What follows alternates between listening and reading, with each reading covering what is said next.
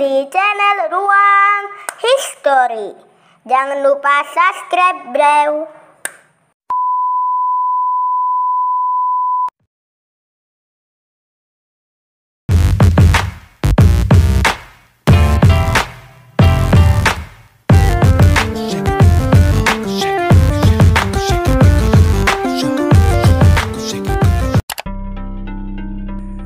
Berbicara mengenai jagat raya, tentu kita sudah tahu apa itu jagat raya, atau yang biasa disebut juga dengan alam semesta.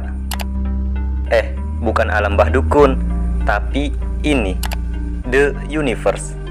Jagat raya merupakan ruang tidak terbatas yang di dalamnya terdiri dari semua materi seperti tenaga dan radiasi. Jagat raya juga tidak bisa diukur.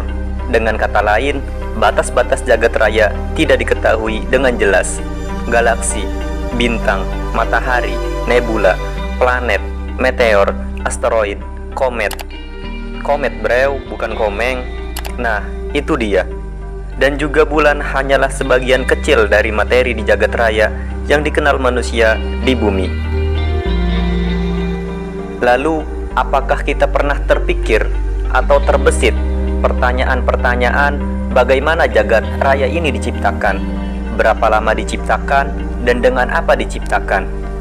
Teori pembentukan jagat raya juga kerap kali sebagai sebab asal-muasal terbentuknya alam semesta, di mana anggota tata surya yang ada di jagat raya adalah suatu ruang hampa yang tidak memiliki dasar sama sekali. Keberadaan jagat raya merupakan bukti dari Tuhan yang Maha Besar yang telah menciptakan alam semesta. Sehingga teman-teman, atas dasar inilah maka jagat raya dilihat dari pembentukannya ditemukan teori-teori oleh para ahli dalam ilmu kebumian termasuk dalam geografi. Nah, kali ini kita akan membahas teori-teori mengenai terbentuknya jagat raya.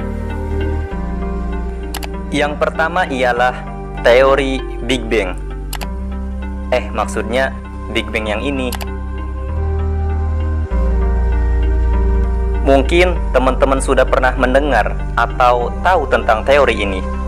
Teori Big Bang disebut juga sebagai teori ledakan dahsyat atau teori dentuman besar.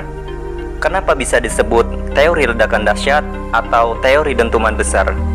Karena pada teori Big Bang merupakan pembentukan alam semesta yang dimulai dari ledakan unsur jagat raya yang berkembang selama bermiliar-miliar tahun lamanya.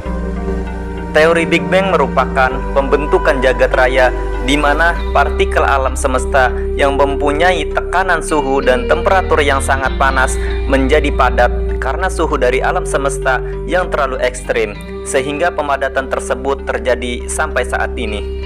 Dan pada sekitaran awal tahun 2000-an, para ilmuwan yang mengkaji tentang teori Big Bang ini menetapkan teori Big Bang bermula sejak 13 miliar tahun yang lalu, serta pemadatan partikel jagat raya tersebut terus terjadi hingga kini dan hingga kelak pada jangka waktu yang tidak dapat ditentukan.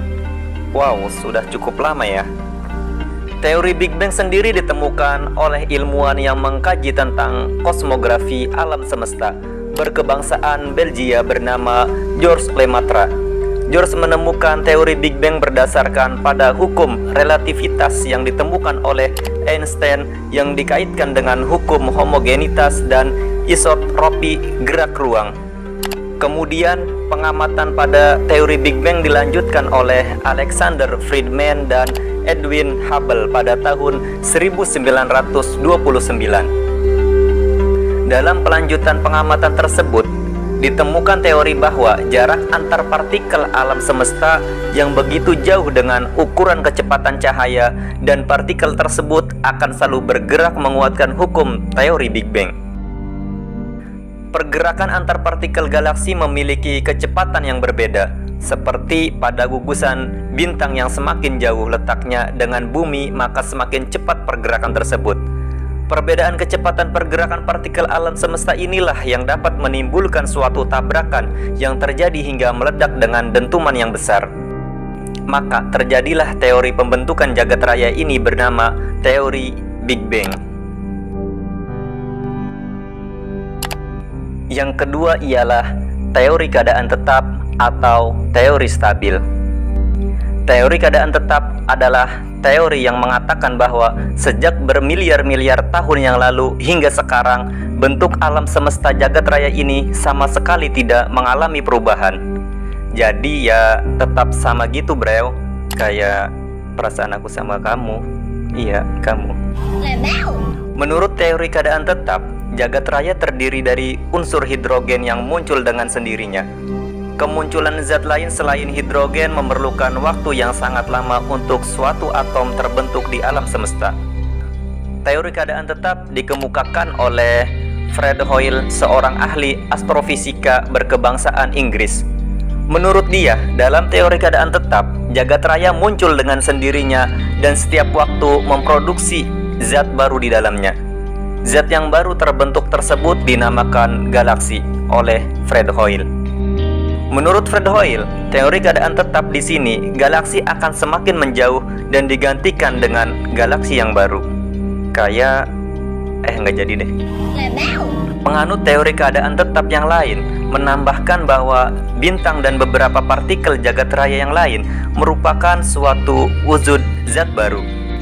Yang selanjutnya ialah teori mengembang atau teori ekspansi. Teori mengembang atau teori ekspansi sendiri belum diketahui secara pasti ilmuwan ahli jagat raya yang menemukan teori ini. Namun pada dasarnya, teori mengembang atau teori ekspansi merupakan jagat raya terbentuk karena zat hidrogen mengembang yang diakibatkan suhu ekstrim pada ruang alam semesta. Reaksi zat hidrogen yang mengembang inilah asal mula dari teori mengembang atau teori ekspansi. Zat hidrogen yang mengembang berlangsung kurang lebih selama 30 miliar tahun yang lalu sebelum akhirnya membentuk galaksi dan partikel-partikel alam semesta seperti sekarang ini. Namun, karena suhu jagat raya yang dinginnya luar biasa, partikel alam semesta tidak seterusnya mengembang. Terkadang juga meredup. Hal ini yang menjadi dasar bahwa teori mengembang atau teori ekspansi kurang cocok apabila digunakan sebagai dasar teori pembentukan jagat raya. Berarti teori ini kurang pasti ya, gengs. Kayak udahlah, stop bucin.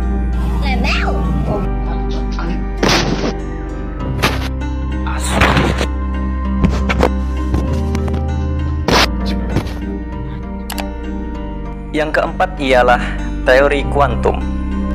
Teori kuantum ditemukan oleh ahli astrofisika bernama William Lane Craig pada tahun 1966. Teori kuantum memiliki arti bahwa alam semesta bersifat kekal. William juga berpendapat bahwa alam semesta sudah ada sejak dahulu kala dengan sendirinya dan akan selalu ada. Tidak ada material pembentuk alam semesta di dalamnya. Yang selanjutnya ialah teori kabut atau teori nebula.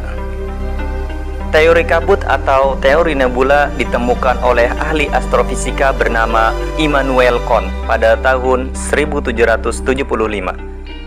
Teori kabut atau teori nebula sebelumnya ditemukan oleh Simon de Laplace, ahli astrofisika asal Prancis. Teori kabut atau teori nebula terdiri atas hidrogen, helium, dan debu angkasa kemudian melakukan rotasi yang kecepatannya sangat lambat sekali. Hidrogen, helium, dan debu angkasa tersebut akan mulai menyusut karena temperatur dan tekanan suhu yang terdapat di jagat raya sangatlah rendah. Dampak dari penyusutan ini membentuk cakram datar dan di tengahnya terdapat sebuah bintang. Dalam peristiwa ini, sesuai dengan pengertian galaksi Bima Sakti, yang mana matahari sebagai bintang berperan di pusatnya. Cakram ini berputar secara terus-menerus sesuai dengan revolusi planet-planet galaksi Bima Sakti.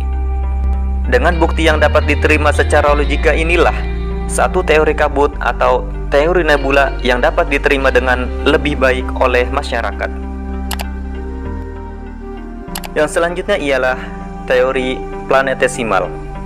Teori planetesimal ditemukan oleh dua ahli astrofisika berkebangsaan Amerika Serikat, yaitu Chamberlain dan F.R. Moulton. Penemuan teori planetesimal ditemukan pada tahun 1911. Teori ini mengatakan bahwa matahari sebagai bintang berpapasan dengan bintang yang lain.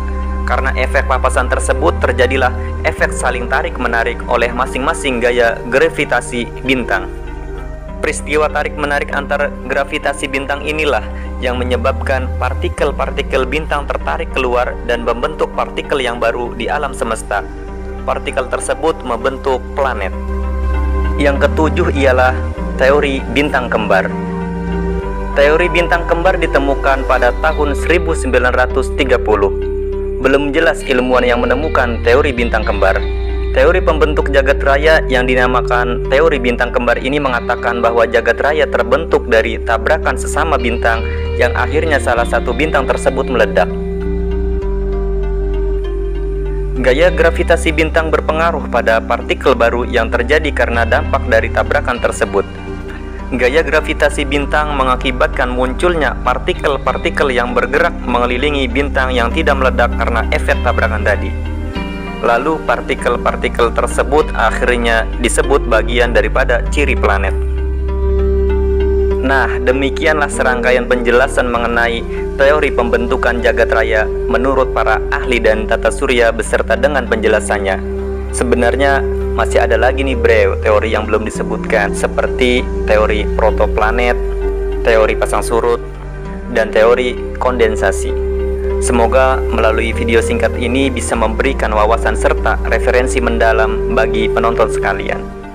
Nah, dari banyaknya teori ini, teori Big Bang menjadi teori pembentukan alam semesta yang paling kuat, di mana penelitian mengenai pembentukan jagat raya ini menunjukkan bukti-bukti yang akurat. Next, di video selanjutnya kita akan membahas terciptanya alam semesta berdasarkan perspektif sains dan Islam. Ya, seperti biasa bro, kalau misalkan ada kesalahan atau kekurangan dalam penyajian informasi, boleh tulis di kolom komentar ya, agar kita juga sama-sama tahu. Oke?